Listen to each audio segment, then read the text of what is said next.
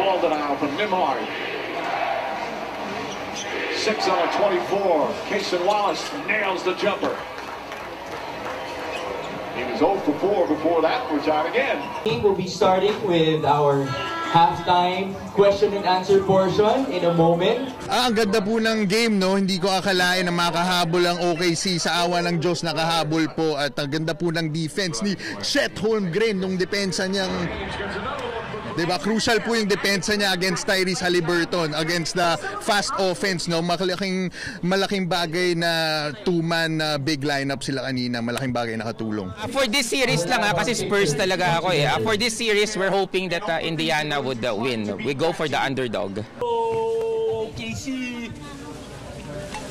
into such a difficult shot. Don't make that